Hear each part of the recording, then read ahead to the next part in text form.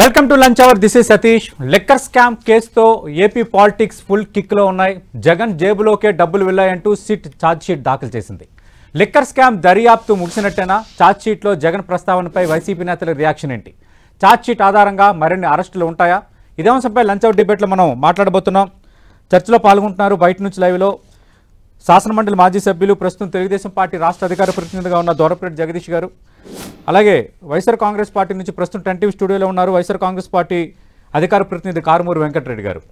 Right, దొరపరెడ్డి Jagadish గారు, మొత్తం ఈ ఛార్జ్ షీట్ అంతా ఒక కథనం లాగా, ఒక కల్పితం లాగా ఉందని మాజీ సీఎం జగన్మోహన్ రెడ్డి ఆరోపిస్తున్నారు. ఎక్కడ కూడా ఒక్క ఆధారం చూపలేదు. ఆధారాలు చూపకుండా ఫ్యాబ్రికేషన్ చేసేసి లేనిపోను సృష్టించి ఒక ఛార్జ్ షీట్ వేసేసి మేమే మొత్తం అంతా చేసేసాం, అవినీతి చేసేసాం, 3500 కోట్లు మాకు వచ్చేసాయంటూ అభూత కల్పనలు మాట్లాడుతున్నారు. ఇది వైఎస్ఆర్ కాంగ్రెస్ పార్టీ స్పందన ఛార్జ్ షీట్ పైన. ఈ ఛార్జ్ షీట్ వచ్చింది కాబట్టి ఈ కేసు ఇక్కడతో ఆగిపోయినట్టేనా? మరిన్ని అరెస్టులు కూడా ఉంటాయా? జగదీష్ గారు. సతీష్ గారు, ముందుగా మీకు అలాగే వెంకటరెడ్డి గారికి 10 టీవీ ప్రేక్షకులకు కూడా నమస్కారాలు తెలియజేసుకుంటూ. నమస్తే అండి. ఇప్పుడు కౌంటర్ గా ఏదో కౌంటర్ చేయాలి కాబట్టి కౌంటర్ చేస్తా ఉన్నారు వైఎస్ఆర్సీపీ నాయకులు జగన్మోహన్ రెడ్డి గారు. ప్రతిదీ కూడా చాలా, ఇప్పుడు ఎవరైతే సిట్ అయితే వేశారో స్పెషల్ ఇన్వెస్టిగేషన్ టీం వెంట త్రూ ఎవ్రీథింగ్ అండి, అన్ని కూడా. ఎందుకంటే ఒక యాలిగేషన్ అందులో ముందు అసలు ఇది మాట్లాడే ముందండి, అసలు every citizen of Andhra Pradesh should feel sorry for ever the state of affairs అండి జరిగినవి. ఒక హ్యూమన్ వీక్నెస్ మీద ఎక్స్ప్లాయిట్ చేసి సోర్స్ ఆఫ్ ఇన్కమ్ పెట్టుకోవడం, దానికి ఒక స్కాండల్ చేయటం అన్నది చాలా దారుణం. ఢిల్లీలో చేశారు, తెలంగాణలో చేశారు, ఆంధ్రాలో కూడా ఎక్సెప్షన్ లేదు. This is a very sad state of affairs అండి. అసలు ఈ ఇష్యూ గురించి, ఈ ఇష్యూ ఇలా చేయటం అనేది, అంచేత ఇందులో ఏమీ లేకుండా ఊరికే అలిగేషన్స్ తీసుకురావడం అనేది ఇవాళ ప్రభుత్వం చేస్తుంది అనేది అది కరెక్ట్ కాదండి. ఇప్పుడు ఇవాళ ఛార్జ్ షీట్ ఫైల్ చేశారు, that's a preliminary charge sheet. ఆ ప్రిలిమినరీ ఛార్జ్ షీట్ లో ఏమేం చేశామన్నది చాలా స్పష్టంగా ఉంది. ఇష్యూ బేస్డ్ గా రమ్మనండి. ఇష్యూ బేస్డ్ గా వచ్చినప్పుడు ఖచ్చితంగా గవర్నమెంట్ ప్రూవ్ చేసుకోలేకపోతే ఖచ్చితంగా అది చిన్న విషయం కాదు. అంచేత చాలా క్లియర్ గా ఏ రోజు ఎవరింట్లో సెప్టెంబర్ 19, 2019 లో విజయసాయి రెడ్డి గారి ఇంట్లో అందరూ కలవటం, అక్కడ నుంచి 3 years అప్పుడుకున్న లాస్ట్ 3 years ఇన్కమ్ ఒకసారి ఇవాల్యుయేట్ చేయటం, దాంట్లో మంత్లీ 50 to 60 crores మనకు ఖచ్చితంగా వస్తుందని చేయటం, అక్కడ నుంచి ఒక స్ట్రాటజికల్ గా ఇప్పుడు ఎవరైతే రాజ్ కసిరెడ్డి ఉన్నారో ఆయన దగ్గర నుంచి ఏ విధంగా ఈ డబ్బులన్నీ మూవ్మెంట్ చేశారో అల్టిమేట్ గా జగన్మోహన్ రెడ్డి గారికి ఎలా వెళ్ళినాయనేది స్పష్టంగా ఎస్టాబ్లిష్ చేశారు. ఎస్టాబ్లిష్ చేసి ఇవాళ ఇవన్నీ చేస్తా ఉన్నాం. అంచేత ఎక్కడ లింక్ లేకపోయినా, ఏది లేకపోయినా ఖచ్చితంగా ఇప్పుడు మనకి రైట్ ఇచ్చారు, మనకి కాన్స్టిట్యూషన్ రైట్ ఇచ్చింది. యూ కెన్ డిఫెండ్, ఖచ్చితంగా డిఫెండ్ చేసుకోవచ్చు, ఇది చేయొచ్చు ఖచ్చితంగా. అంచేత ఇవన్నీ కోర్టులో, ఇప్పుడు అల్టిమేట్ గా కోర్టులో ఉంది, కోర్టులో తేలుతాయి. ఓకే, కోర్టులో తేలుతాయి కాబట్టి దాని గురించి ఒకటే నేను అంటా ఉన్నాను. నేను నిజంగా మీరు ఇదైతే మీరు రిప్రజెంటేషన్ చేయొచ్చు, లేకపోతే ఈ చాలా డెమోక్రటిక్ వేవ్స్ లో చాలా ఉన్నాయి, వేస్ లో అవన్నీ చేయొచ్చు. అయితే ఇప్పుడు అరెస్ట్ అయిన వాళ్ళు ఎవరు మాట్లాడటం లేదు. నిన్న మిథున్ రెడ్డి గారు కూడా కొన్ని నేను చేయలేదని కానీ ఇది కానీ ఎక్కడ కూడా చెప్పలేదు అసలు. తర్వాత ఏమో ఇలాగా ఇంత ఈజీగా దొరికిపోతామని ఎప్పుడు ఊహించలేదు. ఓకే, టెక్నాలజీ ఇవాళ ఎంతవరకు వచ్చిందంటే మన ఇంట్లో మన ఇది కూడా ఏం మాట్లాడతాం అన్నది కూడా ఇవాళ టెక్నాలజీ ద్వారా మనం బయటకు కావాలంటే తెలిసిపోతుంది. అంచేత చేసినప్పుడు ఇవన్నీ కూడా ఆలోచించారో లేదో కూడా అది మాట్లాడాల్సిన అవసరం లేదు. అది అంచేత అయితే ఏమైతే ఒక మాటతో ఇదంతా ఫాల్స్ అని చెప్పడం అనేది కరెక్ట్ కాదండి. ఏదో ఇప్పుడు వైఎస్ఆర్ గవర్నమెంట్ ఉండేటప్పుడు ఏమీ ఆలోచించకుండా కేసులు పెట్టేసి అరెస్టులు చేయడం కాదు. ఇక్కడ అన్ని అవకాశాలు ఇచ్చారు. అవకాశాలు ఇచ్చినప్పుడు కొంతమందిని అరెస్ట్ చేసినప్పుడు ఆ స్టేట్మెంట్స్ రికార్డ్ చేస్తున్నప్పుడు కూడా చాలా టైం పట్టింది process. About 6 months 1 year process లో జరిగింది. ఏదో హ్యాపీజార్ట్ గా లేకపోతే ఏదో ఆవేశం మీద లేకపోతే ఎవరిని అరెస్ట్ చేయాలని ఆలోచనతో కాదు. అంచేత సిస్టమేటిక్ గా జరిగిన ఇష్యూ అంతా కూడా సిస్టమేటిక్ గా తీసుకురావడం జరిగింది. ఓకే. అంచేత ఆ విధంగా జరిగింది. ఖచ్చితంగా ఎస్టాబ్లిష్డ్ ఫ్యాక్ట్స్ ఉన్నాయి, అటు ప్రూఫ్ ఉంది, ఎవిడెన్స్ ఉంది. ఈవెన్ దుబాయ్ లో కూడా ఎక్కడ ఉన్నారో ఏ విధంగా ఉన్నారన్నది కూడా ఈవెన్ ఎస్టాబ్లిష్ చేసి అన్ని చేయగలిగారు. కాబట్టి ప్రభుత్వం చాలా పకడ్బందీగా, ఎందుకంటే అలిగేషన్స్ ఈవేళ ఒక ఫార్మర్ సీఎం వరకు వెళ్తా ఉన్నాయంటే ఒక ఎంపీలు ఉన్నారు, ఎక్స్ ఎంపీలు ఉన్నారు, వీళ్ళందరూ ఉన్నారు, ఐఏఎస్ ఆఫీసర్స్ ఉన్నారు, రిటైర్డ్ ఐఏఎస్ ఆఫీసర్స్ ఉన్నారు. వీళ్ళందరూ ఉన్నారంటే ఇదేదో ఊరికే సరదాగా లేకపోతే ఏదైనా కక్ష సాధింపు చర్యలు చేసే కార్యక్రమం అయితే కాదని. రైట్ సార్, ఖచ్చితంగా మాట్లాడదాం. వెంకటరెడ్డి గారు, కక్ష సాధింపు చర్యలు చేయడానికి ప్రభుత్వానికి ఎలాంటి ఇది లేదు. ఇది ఒక లాంగ్ ప్రొసీజర్లో మొత్తం దర్యాప్తు చేసి ఎవరెవరు ఉన్నారు, ఎక్కడెక్కడ ఏం జరిగాయి, లావాదేవీలు ఎలా జరిగాయి, వీటన్నిటి మీద చెయ్యిగా వచ్చినది. ఇంత ఒక పెద్ద స్కామ్ జరిగితే, ఇంత పెద్ద ఛార్జ్ షీట్ వస్తే ప్రభుత్వం ఏదో వేగ్గా చేయడం వల్ల రేపొద్దున అది కాదు అంటే ప్రభుత్వం కూడా అప్రతిష్ట పాలు అవుతుంది కదని జగదీష్ గారు అంటున్నారు.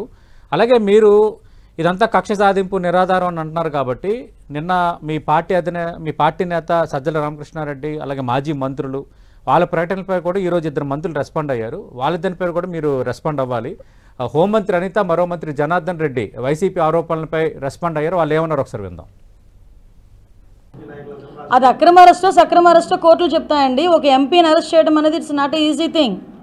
ఎన్నో ఎవిడెన్స్లు ఉండి పక్కా ఎవిడెన్స్లు ఉంటేనే కానీ ఒక ఎంపీని అరెస్ట్ చేయలేం. ఈరోజు నాలాంటి దాన్నో మీలాంటి దాన్నో తీసుకొచ్చి ప్రతిపక్షంలో ఉన్నప్పుడు ఎలాగోలాగ చేసేవచ్చు, ఏదైనా కేసు పెట్టవచ్చు. కానీ ఒక ఎంపీ మీద అరెస్ట్ చూపించారు అనేటప్పుడు వితౌట్ ఎనీ ఎవిడెన్స్ చేయకూడదు అలా ఏమి రూల్ ఏం లేదు. వితౌట్ ఎవిడెన్స్ ఉంటేనే మేము చేస్తాం, ఎవిడెన్స్తోనే చేశారు. కాబట్టి అవన్నీ అక్రమమా సక్రమా అని కోర్టులు తెలుస్తాయి, కోర్టులో తెలుసుకోండి. దానికి ఎందుకు ఇక్కడికి వచ్చి గగ్గోలు పెట్టడం? లిక్కర్ కుంభకోణం గురించి ఇప్పుడు కాదు, ఎన్నికలకు ముందు కూడా ఇక్కడ జరుగుతూ ఉంది కుంభకోణము. ఈ కుంభకోణంలో వేల కోట్ల రూపాయలు మద్యంలో దోపిడీ చేస్తున్నారు, అదేవిధంగా శాండలో దోపిడీ చేస్తున్నారు. ప్రతి ఒక్క దాంట్లో కూడా ఆ రోజు ఏ విషయాన్నైనా చూసుకోండి, దోపిడీ చేసిన ప్రభుత్వం ఏది, దోపిడీ చేసిన నాయకులు ఎవరు. ఇది ఒక్కటే కాకుండా రాష్ట్రంలోనే కాదు, దేశ విదేశాలలో కూడా జగన్మోహన్ రెడ్డి గారి గురించి కానీ వీళ్ళ పత్రికలో రాయడం జరిగింది. ఈ మద్యం కుంభకోణంలో అసలైన నిందితులు ఎవరు ఏది అనేది కూడా త్వరలోనే బయటకు వస్తుంది. ఇది దర్యాప్తు సంస్థ చేసినటువంటిది ఆరోపణ. రైట్. వెంకటరెడ్డి గారు, మొత్తం టీడీపీ నేతలు కానీ మంత్రులు కానీ ఒకటే అంటే వైఎస్ఆర్ కాంగ్రెస్ పార్టీ ఎందుకు గగ్గోలు పెడుతోంది? ఒకవేళ అరెస్ట్ అక్రమం అయితే చాలా వేసి ఉన్నాయి, దాన్ని డిఫెండ్ చేయొచ్చు, దాన్ని క్వశ్చన్ చేయొచ్చు. పక్కాగా తప్పులు జరిగాయని ఇంత కీలకంగా సిట్ దర్యాప్తు చేసి మొత్తం విషయాన్ని బహిర్గతం చేస్తే ఆధారాలు లేవని, కక్ష సాధింపని తప్పించుకోలేరు అంటున్నారు. సతీష్ గారు, ముందుగా మీకు, జగదీష్ గారికి, అట్లానే టంటీవీ ప్రేక్షకులందరికీ నమస్కారాలు. Good afternoon. వాళ్ళు ఇప్పుడు సిట్ దాదాపుగా ఒక 4 నెలల నుంచి ఎంక్వైరీ చేసి ఒక ఛార్జ్ షీట్ వేశారు. నేను ఛార్జ్ షీట్ వేయక ముందే ఛార్జ్ షీట్లో ఏమేమి ఉండబోతుంది అనేది పర్టికులర్గా తెలుగుదేశానికి ఆస్థాన మీడియాగా ఉన్నటువంటి ఒక 4 ఛానల్స్లో ఇదిగోండి సిట్ ఇన్ని పేజీలు రిపోర్ట్ ఇవ్వబోతుంది, సిట్లో ఇది ఉండబోతుంది, సిట్లో బిగ్ బాస్ అని ఒక అతను పేరు ఉండబోతుంది, ఇదంతా బిగ్ బాస్కే చేరిందా అంటూ సిట్ రిపోర్టు కోర్టుకు సమర్పించకుండానే సిట్లో ఏమేమి ఉంటుందో తెలుగుదేశం ఆస్థాన మీడియా చెప్పేసింది. అంటే ఇది సిట్ అంటే స్పెషల్ ఇన్వెస్టిగేషన్ టీం ఏదైతే ఇన్వెస్టిగేషన్ చేసిందా, లేదంటే తెలుగుదేశాన్ని పార్టీకి సంబంధించినటువంటి వాళ్ళ మీడియా ఇన్వెస్టిగేషన్ చేసేసి ఎవరెవరు ఉండాలో సిట్కి వాళ్ళు చెప్పారా? ఇప్పుడు ఇందా ద్వారంపూడి జగదీష్ గారు ఏమంటారంటే, అసలు మా ప్రభుత్వానికి రేపు పొద్దున అప్రతిష్ట పాలు అయింది కదా ఒకవేళ మేము ఇట్లా చేస్తే అని మీరు కూడా క్వశ్చన్ రేజ్. అసలు ఇప్పుడు ఉన్న ఈ ప్రభుత్వానికి ప్రతిష్ఠ ఉంటేనేగా అప్రతిష్ట పాలు అవడానికి. అనేక ఇన్సిడెంట్లు రోజు జరుగుతుంటే ఎక్కడ మీరు స్పందించినటువంటి దాఖలాలు లేవు. హోంమంత్రి గారు ఏదన్నా ఒక రేప్ జరిగితేనో లేదంటే ఏదన్నా మహిళల హత్యలు జరిగితేనో ఈ రోజు వచ్చి ప్రెస్ మీట్ మాట్లాడారు. రోజు జగన్మోహన్ రెడ్డి గారిని తిట్టడానికి మాత్రం ప్రెస్ మీట్ పెడతారు. ఛార్జ్ షీట్ లో మీ పైన ఆరోపణలు ఏంటంటే 3,500 కోట్లు జగన్ జేబులోకి వెళ్ళాయి, ప్రతి నెల 50 నుంచి 60 కోట్లు మీ పార్టీ అధినేత అప్పటి ముఖ్యమంత్రి జగన్మోహన్ రెడ్డికే వెళ్ళాయి. ఫైనల్ గా అంటే క్విక్ బ్యాక్ గ్రహీత ఆయన అంటే ఫైనల్ లబ్ధిదారుడు ఆయన అనేది ఛార్జ్ షీట్ లో మెన్షన్ చేశారు. సార్, ఇన్వెస్టిగేషన్ టీము ఇదిగో పలానా నుంచి పలానా ఇన్ని డబ్బులు పలానా సోర్స్లో పలానా అకౌంట్ త్రూనో లేదంటే పలానా మనిషి త్రూనో పలానా వెళ్ళింది, ఇదిగో పలానా అక్కడ ఉన్నాయి, మేము ఛేదించామని చెప్పాలి. నేను కూడా చెబుతా, చంద్రబాబు నాయుడు గారి దగ్గర ఇప్పుడు ఒక 5 లక్షల కోట్లు ఆయన ఇంటో జూబ్లీ హిల్స్ కింద నేలమాలిగల్లో పెట్టాడని నేను కూడా చెబుతా. దానికి ఎవిడెన్స్ ఏంటి? ఇప్పుడు వాళ్ళు నెలకు 50 కోట్లు వెళ్ళింది అంటున్నారు కదా, ఎట్లా వెళ్తుంది అసలు? లిక్కర్ పాలసీ అనే దాంట్లో ఆయన ఢిల్లీ పాలసీని కంపేర్ చేసి చెప్పారు. సార్, లిక్కర్ అనే పాలసీలో రాష్ట్ర ప్రభుత్వం ప్రైవేటు వ్యక్తుల చేతులకు అప్పచెప్పేసి ప్రైవేటు వ్యక్తుల చేతుల నుంచి ఏమైనా కమిషన్లు తీసుకుంటే స్కామ్ జరిగింది అంటానికి సోర్స్ ఉంటుంది. మేము ప్రైవేటు వ్యక్తుల చేతిలోంచి పూర్తిగా తీసేసి ప్రభుత్వమే లిక్కర్ని అమ్మింది. దాంట్లో వల్ల ప్రభుత్వానికి గణనీయంగా ఆదాయం పెరిగింది. లిక్కర్ సేల్ చంద్రబాబు నాయుడు గారు ఉన్నప్పుడు 70,476 కోట్లు 5 సంవత్సరాల ఆదాయం వచ్చింది. ఏది లిక్కర్ సేల్స్ విపరీతంగా అయినాయి, బట్ ఆదాయం మాత్రం 70,000 కోట్లే వచ్చినాయి. జగన్మోహన్ రెడ్డి గారి ప్రభుత్వం ఉన్నప్పుడు 5 సంవత్సరాల్లో 1,06,065 కోట్ల ఆదాయం వచ్చింది. అంటే 35,589 కోట్ల ఆదాయం జగన్మోహన్ రెడ్డి గారు ఉన్నప్పుడు పెరిగింది. మరి వీళ్ళు ప్రభుత్వ మద్య పాలసీ నిర్వహించడం వల్ల ప్రభుత్వ ఆదాయం 5 సంవత్సరాల్లో చంద్రబాబు నాయుడు గారి కంటే లిక్కర్ సేల్స్ తగ్గినా కూడా ఆదాయం గణనీయంగా పెరిగితే స్కామ్ ఎలా జరిగింది అనేది సింపుల్ పాయింట్ నేను అడుగుతున్నా. అంటే డిస్టిలరీని బెదిరించారు అన్న అంశాలు చార్జ్ షీట్ లో ప్రస్తావిస్తారు. ఏ డిస్టిలరీ వాళ్ళు మీకు అడుగుతున్నా, సేకరించిన మొత్తాలను కేసిరెడ్డి రాజశేఖర్ రెడ్డికి అప్పగించారు. రాజశేఖర రెడ్డి ఆ డబ్బును విజయసాయి రెడ్డి, మిథున్ రెడ్డి, బాలాజీలకు బదిలీ చేసేవాడు. వారు దానిని మాజీ ముఖ్యమంత్రి జగన్మోహన్ రెడ్డికి బదిలీ చేసేవారు. సార్, మీరు సిట్ ఇచ్చిందాన్ని కాదు ఛార్జ్ షీట్ లో ఉన్న అంశాలు మీరు సమాధానం చెప్పుకోవాల్సినవే కదా. ఛార్జ్ షీట్ లో ఇప్పుడు మీరు అన్నట్టుగా వాళ్ళు 62 కోట్లు సీజ్ చేసామన్నారు కదా. ఎప్పుడు డబ్బులు అవి? 2014 నుంచి 2019 సమయంలో వాళ్ళ వ్యాపారాల్లో వచ్చినటువంటి డబ్బుల్ని సీజ్ చేసి ఇప్పుడేదో ఇక్కడ వచ్చిన డబ్బులుగా చూపించాలనేటువంటి ప్రయత్నం. ఇదిగోండి పలానా డబ్బులు పలానా దగ్గరికి వెళ్ళి పలానా అకౌంట్ నెంబర్, ఇది అకౌంట్ నెంబర్ నుంచి ఇదిగో పలానా రోజు ట్రాన్సాక్షన్ అయింది, ఈ డబ్బులు లిక్కర్ ద్వారా వచ్చినాయి, దాని నుంచి ఇక్కడ ట్రాన్స్ఫర్ అయిందని చెప్పి సిటీ మీకు ఎక్కడన్నా ఒక చిన్నదన్నా ఉందా ఆధారం ఏమన్నా చూపించడానికి? ఊరికి ఎలిగేషన్ చేస్తే అట్లా ఎలిగేషన్ కాదు కదా. ఇన్వెస్టిగేషన్ డిపార్ట్మెంట్ ఏం చెప్పాలి? ఆధారాలు చూపించాలి. ఆధారాలు చూపించి కోర్టులో రేపు పొద్దున్న నిలబడేటట్టుగా చేసుకోవాలి. అయినా ఈ ప్రభుత్వం లిక్కర్ గురించి మాట్లాడటం ఏంటండి విచిత్రంగా లేదా? ఇప్పుడు చంద్రబాబు నాయుడు గారు దేని మీద బయట ఉన్నారు సార్? లిక్కర్కి సంబంధించినటువంటి కుంభకోణంలో చంద్రబాబు నాయుడు గారు జనవరి 10వ తారీఖు 2024 సంవత్సరంలో హైకోర్టు బెయిల్ ఇచ్చింది చంద్రబాబు నాయుడు గారికి.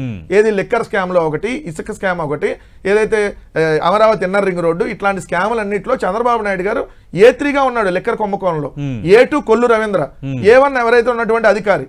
సో ముగ్గురు వాళ్ళ ముగ్గురు బెయిల్ మీద బయట ఉన్నారు. మరి వీళ్ళు లెక్కర్ స్కామ్ జరిగిందంటే అట్లా అంటే మేము వాళ్ళ మీద లెక్కర్ కేసు పెట్టాం కాబట్టి ఉల్టా మా మీద కూడా లెక్కర్ కేసు పెట్టి ఏదో మొత్తం ఈ రాష్ట్రంలో అన్ని టాపిక్లు డైవర్ట్ చేసేసి వైఎస్ఆర్ కాంగ్రెస్ పార్టీ వాళ్ళని అరెస్ట్ చేస్తే సరిపోయింది అనేటువంటి ఏక ఎలక్షన్ లో వాళ్ళు వెళ్తున్నారు. 2 డిస్టిలరీల గురించి మాట్లాడారు కాబట్టి మేము ఏ కొత్త డిస్టిలరీని తీసుకురాలా. ఆంధ్రప్రదేశ్ రాష్ట్రంలో చంద్రబాబు నాయుడు గారు ముఖ్యమంత్రి అయ్యే సమయానికి 14 డిస్టిలరీలు ఉన్నాయి. 14 డిస్టిలరీలు కాకుండా చంద్రబాబు నాయుడు గారు 5 సంవత్సరాల్లో 6 డిస్టిలరీకి పర్మిషన్ ఇచ్చారు. మొత్తం 20 ఉన్నాయి. అదే 20 డిస్టిలరీలు జగన్మోహన్ రెడ్డి గారి హయాంలో కూడా కొనసాగి మేము కొత్త డిస్టిలరీని తీసుకురాలా, ఏ కొత్త బ్రాండ్ తీసుకొని రాలా. అదిగాక మేము వైన్ షాపులు తగ్గించాం, బార్లు చాలా ఆరోపణలు చేశారు ఛార్జ్ షీట్ లో. నిందితులు ఎక్సైజ్ పాలసీలో దాని పద్ధతుల్లో మార్పులు ప్లాన్ చేశారు, తద్వారా వచ్చిన పెద్ద మొత్తంలో ముడుపులు అందుతాయని నిర్ధారించుకున్నారు. సార్, ఒకటి నగదు బంగారు కడ్డీల రూపంలో కూడా అంతే. సతీష్ గారు ఒక పాయింట్, ఇప్పుడు ప్రభుత్వానికి ఇదిగో నష్టం వాటిల్లింది, మేము ఉన్నప్పుడు ఆదాయం కంటే మీరున్నప్పుడు ఆదాయం తగ్గింది, అందుకని మీరు ఇది దీనివల్ల ఈ డబ్బులన్నీ కాదు కదా. ఇప్పుడు అదొకటే క్రైటీరియా కాదు కదా. పెరిగింది కాబట్టి ఎక్సైజ్ ఆదాయం పెరిగింది కాబట్టి మేము అంతా బెటర్ గానే ఉన్నాము. ఈ డిస్టిలరీలు తెలుగుదేశం పార్టీ వాళ్ళే ఉన్నాయి. ఎవరు? విశాఖ డిస్టిలరీ ఎవరిది? అయ్యన్న పాత్రుడి. ఏదైతే పుట్టా మధుసూదన్ వాళ్ళది, పుట్టా సుధాకర్ యాదవ్ వాళ్ళది ఒక డిస్టిలరీ ఉంది. ఇప్పుడు అన్న SPY ఆగ్రో, ఇప్పుడు SPY ఆగ్రోని అతను అరెస్ట్ చేస్తున్నారు. మరి అదే SPI ఏదైతే దీనికి సంబంధించిన డిస్టిలరీ ఈ రోజు కూడా మద్యం సప్లై చేస్తుంది ఆంధ్రప్రదేశ్ కి.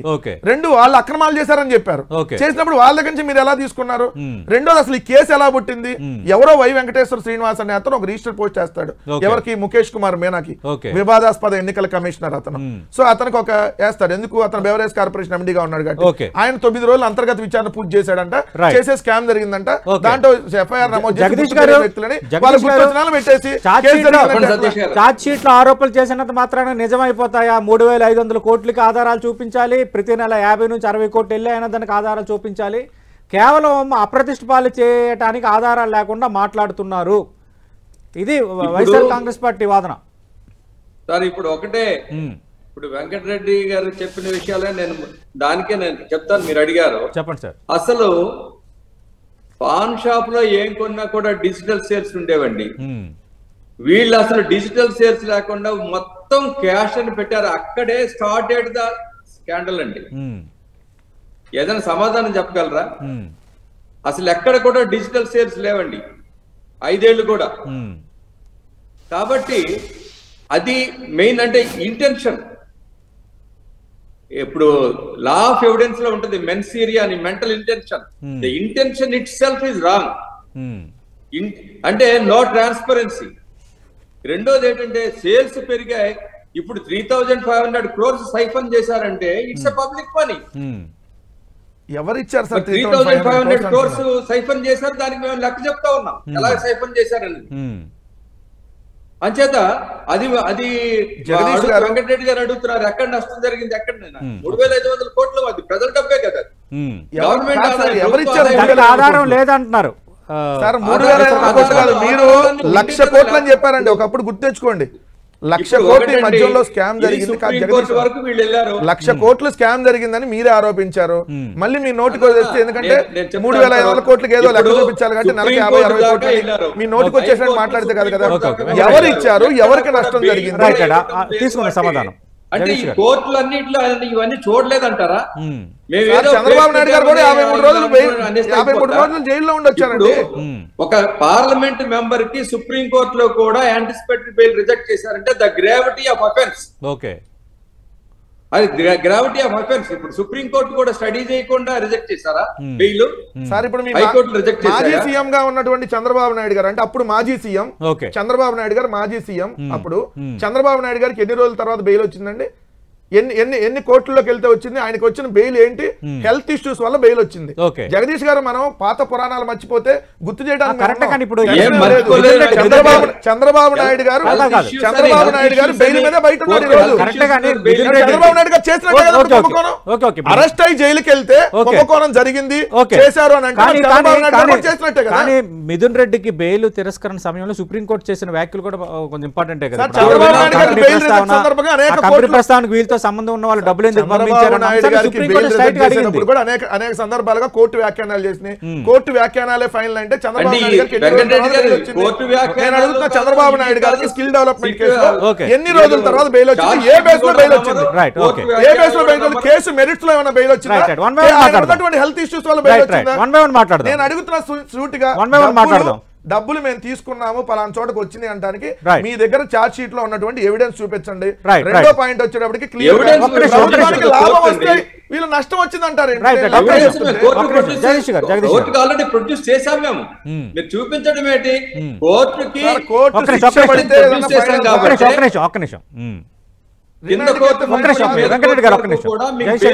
చేస్తా ఉన్నారంటే దాని అర్థం ఏంటి? అన్ని ఎవిడెన్స్ లో అక్కడ ఉన్నాయి కాబట్టి. చంద్రబాబు నాయుడు గారు ఇప్పుడు మరి ఎవిడెన్స్ ఉందనే కాదు కాదు ఇప్పుడు సరే లాజికల్ వాళ్ళు చెప్పిన లాజిక్ నే మనం దిద్దాం. చార్జ్ షీట్ లేదా మీరు చార్జ్ షీట్ లో పలానా రాశారు, చార్జ్ షీట్ లో నేను అడుగుతున్న ఆధారం ఇదిగో పలానా అని ఎక్కడ చూపించగలిగారు మీరు? ఎందుకంటే అక్కడ లేదు కాబట్టి. ఒక రోజు ఏమంటారు బెంగళూరులో బంగారం కొన్నారంటారు, ఒక రోజు ఏం బెంగళూరులో రియల్ ఎస్టేట్ చేశారంటారు, ఒక రోజు హైదరాబాద్ లో రియల్ ఎస్టేట్, ఒక రోజు టాంజానియాలో, ఇంకో రోజు ఈవీ బ్యాటరీ పరిశ్రమ. నోటికేదో అదే అడుగుతున్నా. ఎలాంటి ఆధారాలు లేకుండానే 305 పేజీల ఛార్జ్ షీట్ నేను అడుగుతున్నా. నేను అదే అంటున్నా, ఒకవేళ వాళ్ళు చేసేది తప్పు అయితే రేపు పొద్దున ఖచ్చితంగా కోర్టు మొట్టుకెళ్ళేస్తుంది కదా. Point number 1. రెండోది డిఫెండ్ చేసే రైట్ మీకు ఉంది కదా. డిఫెండ్ చేసే రైట్ మీకు ఉంది కదా. ఇప్పుడు వాళ్ళు ఏసీబీ కోర్టులో ఛార్జ్ షీట్ వేశారు. వేసిన తర్వాత దాని తర్వాత హైకోర్టు ఉంటుంది, సుప్రీంకోర్టు ఉంటుంది. మీరు అన్నట్టుగా ఇప్పుడు వేసినటువంటి ఛార్జ్ షీట్ ఫైనల్ అయితే ఛార్జ్ షీట్లు అంతకుముందు జగన్మోహన్ రెడ్డి గారి మీద అంతకుముందు 16 నెలలు జైలుకి పంపించారు. ఇన్ని సంవత్సరాలు అయింది. వీళ్ళు ఏమైనా తేల్చగలిగారా? డిశ్చార్జ్ పిటిషన్ మీద జరుగుతుంది. తప్పు మేము అసలు డబ్బులు ముట్టలేదు, 100% ముట్టలేదు సార్. ఖచ్చితంగా మేము నిజాయితీగా చేశాము సార్. నేను మీ స్టూడియోలో కూర్చొని సతీష్ గారు ఈ రోజు నేను మీ స్టూడియోలో కూర్చొని తెలుగుదేశం ఒకటి సార్ సిట్ అంటే ఎవరు ఆధ్వర్యంలో పనిచేసిద్ది మీరు చెప్పండి? ఆంధ్రప్రదేశ్ ప్రభుత్వ ఆధ్వర్యంలోనే పనిచేసిద్దా? ఏమన్నా పక్క వేరే దేశాల ఆధ్వర్యంలో పనిచేస్తుందా? 2014 నుంచి 2019 దాకా వాళ్ళ హయాంలో జరిగినటువంటి మద్యం పాలసీ, మద్యం అమ్మకాలు, 2019 నుంచి 24 దాకా మా హయాంలో జరిగినటువంటి మద్యం అమ్మకాలు, మద్యం పాలసీ, రెండిటి మీద సుప్రీంకోర్టు సిట్టింగ్ జడ్జితో విచారణ చేయమనండి.